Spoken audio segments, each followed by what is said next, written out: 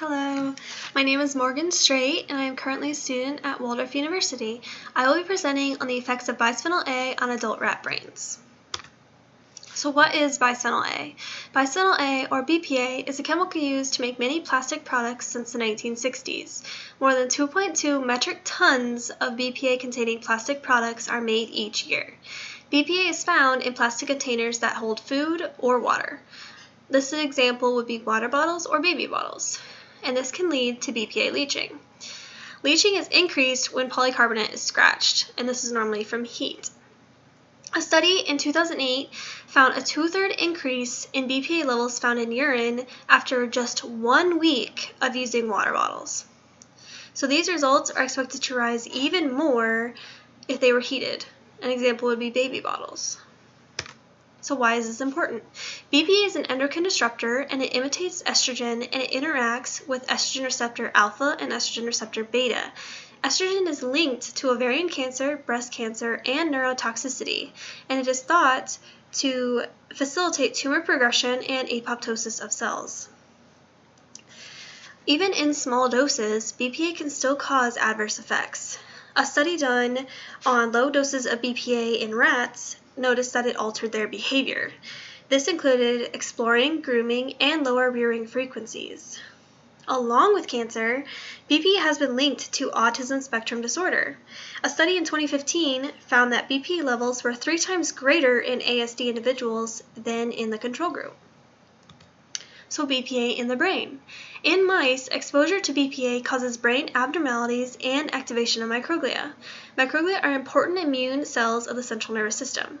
When BPA was introduced, the microglia increased in number within the hypothalamus and the dorsal telencephalon, contributing to a condition called microgliosis.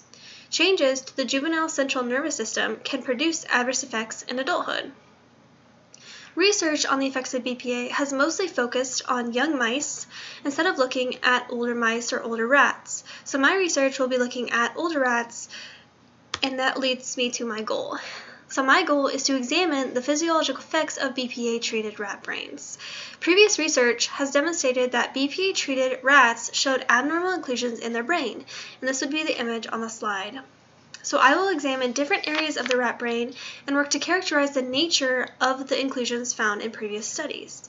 Immunohistochemical and biochemical techniques will be used to examine cellular damage within the brain.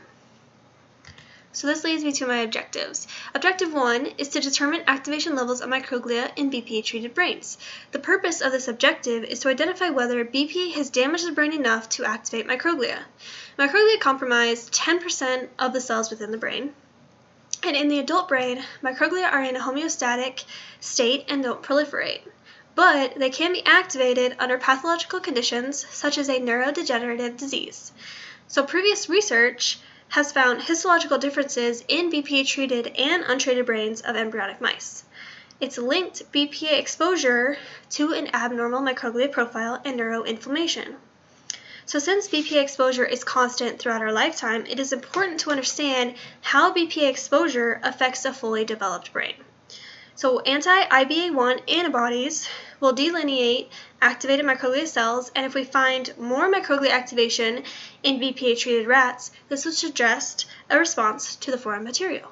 My second objective is to examine brain tissue damage caused by BPA treatment.